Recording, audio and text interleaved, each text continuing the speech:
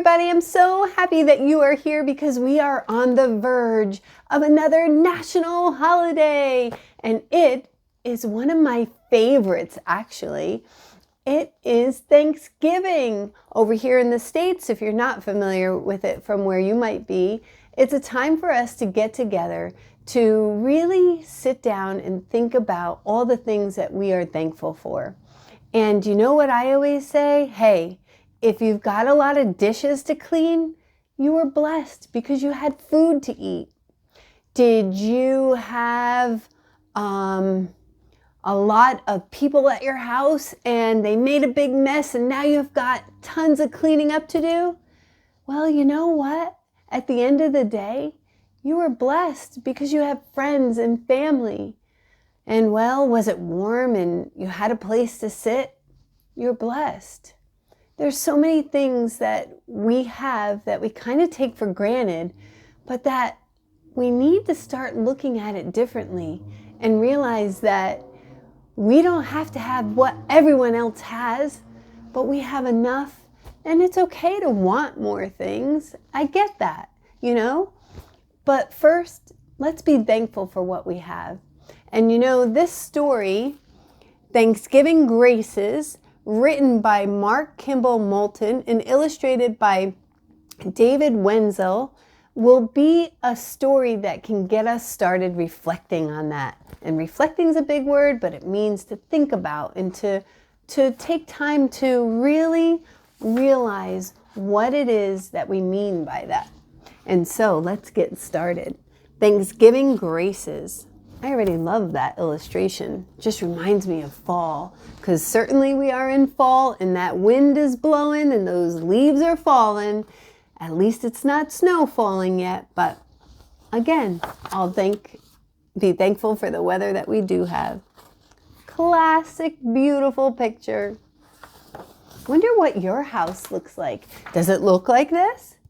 Do you live out in the country? Do you live in the city? Are you in one of those high, tall buildings that go on and on and on forever and make my knees weak because I'm a little bit afraid of heights? But I'm working through that. Where do you live? And do you celebrate? Let me know. I'd love to hear from you. Let's go in and visit with this family and see about their Thanksgiving. The turkey's in the oven and the dinner table's set. The house feels warm and cozy, though no guests have come by yet. Yeah, there's a lot of work to get ready, and I like to watch the parade, the Macy's Day Parade. But I know about this, putting out those plates, getting the table ready, putting all the chairs, making sure everybody has a seat. I'm helping Mom and Grandma in the kitchen with the pies when Dad bursts through the door and calls out, "Look who's here! Surprise!" "Charlie!" Mom and Graham exclaim. "How wonderful! Come in. You'll stay for dinner, won't you?"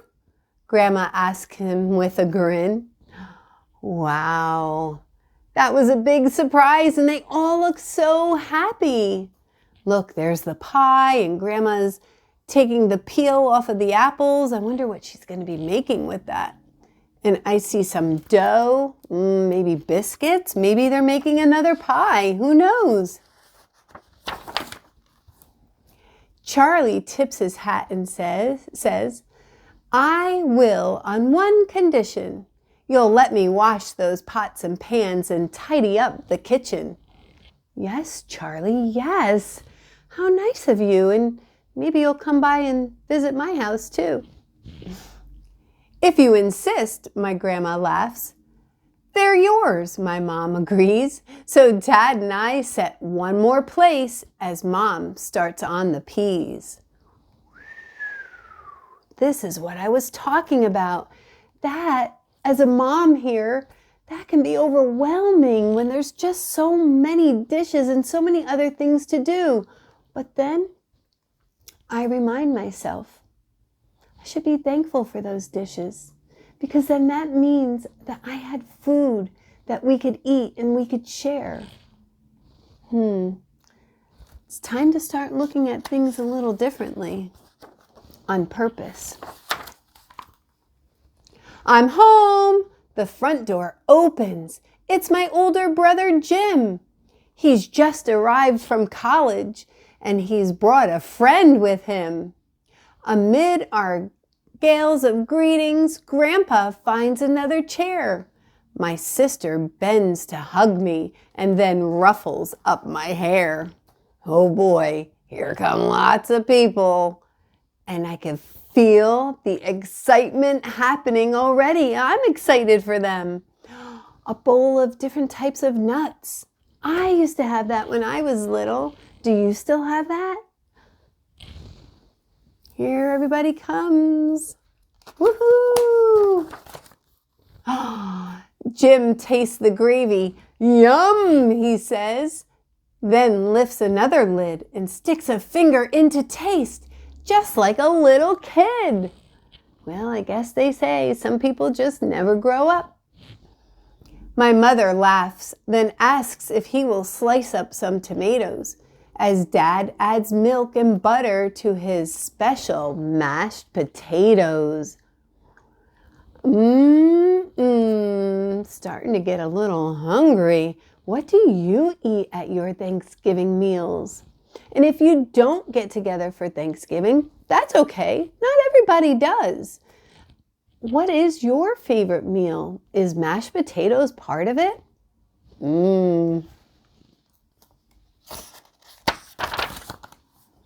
Outside, a horn is beeping. To the window we all run to see my aunt from out of town and her adopted son. Looks like we'll need a few more chairs, said Grandpa with a wink. And maybe one more table is in order, come to think. It seems like their surprise guests were really, truly surprise guests. They didn't have enough table or chairs for all of these people. But I love that. This is a time of year that we have to remain a little bit flexible. Flexible means that sometimes things aren't going to go exactly as you planned. And well, we have two options really. You're either going to get angry and frustrated and possibly ruin the whole holiday just for yourself and maybe those that are there, or we can choose to take things kind of a little bit easy and go, well, that's just how it happens. How do you think this story is going to go? Do you think that they're all going to be able to stay flexible? Or is someone going to get angry that people are coming over to visit? Good question. Here we go. Sit back and watch what happens. My aunt has brought her fresh flowers. Grandma finds a pretty vase as Dad and Grandpa rearrange the room to make more space. That's a clue. It seems to me that maybe they're going to stay flexible. But is everyone? Bum, bum, bum. The kitchen's growing smaller by the minute. Louder, too, with everybody wishing Happy Thanksgiving to you. Look at these beautiful smiling faces, all different families, all look different in size, and who's in the family, that looks different, but everybody is excited to see each other.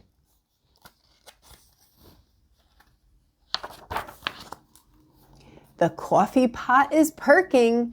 Grandma gives the beans a stir. The teapot whistles joyfully beside the mixer's whirl. This kitchen is overloaded and baking up and cooking up all kinds of things. The telephone begins to ring.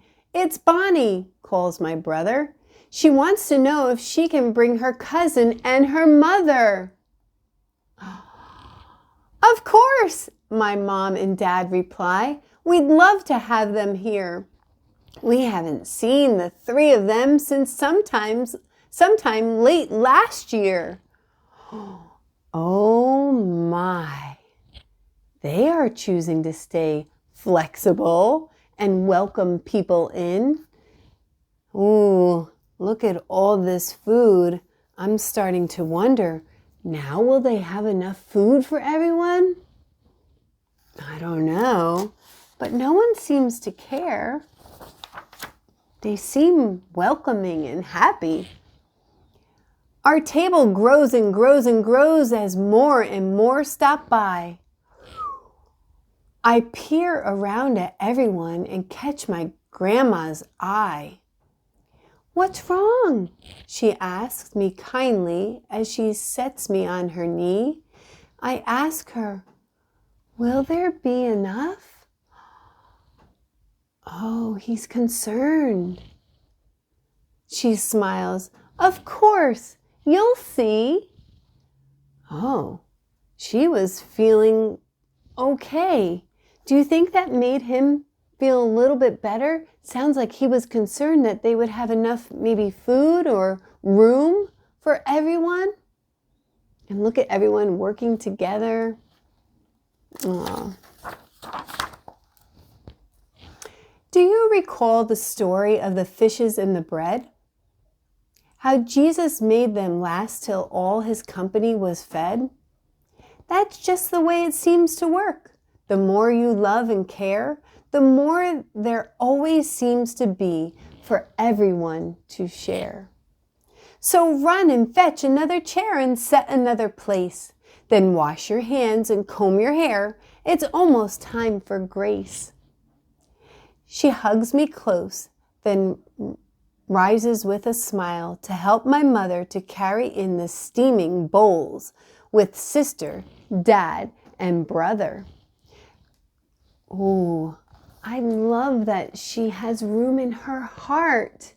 That is what she's saying. The more you love and care, the more there always seems to be for everyone to share.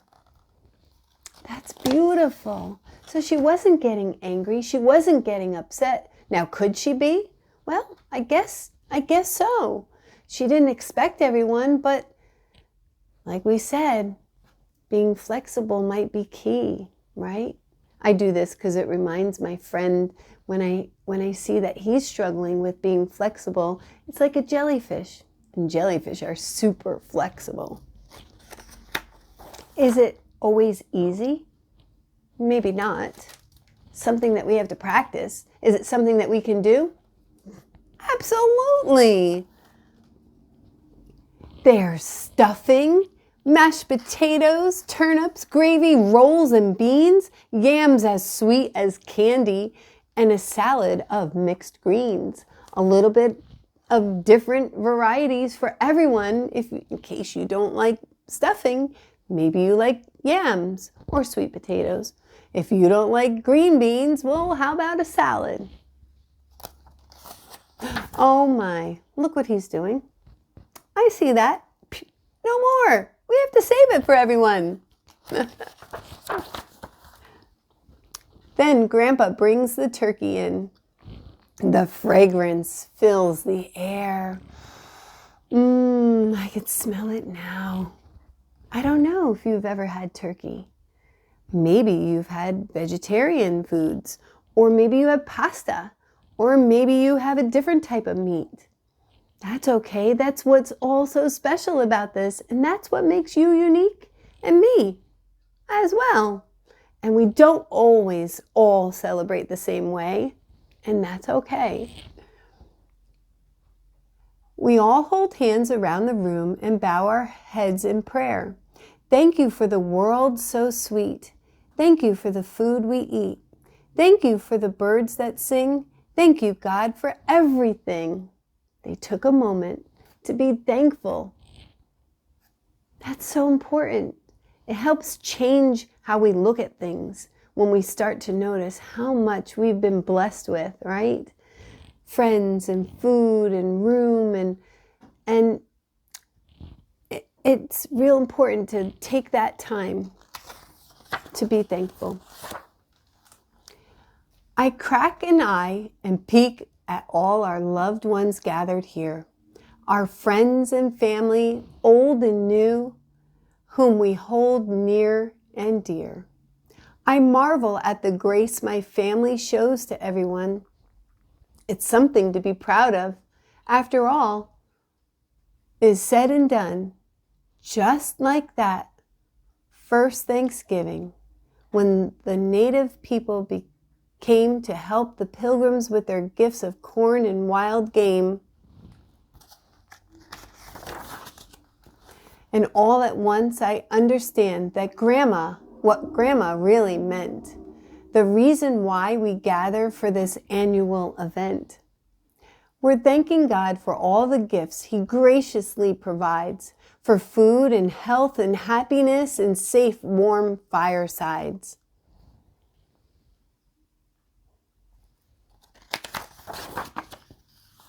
And when we open up our hearts and share these gifts with grace, the world we live in suddenly becomes a better place. So come, the more the merrier.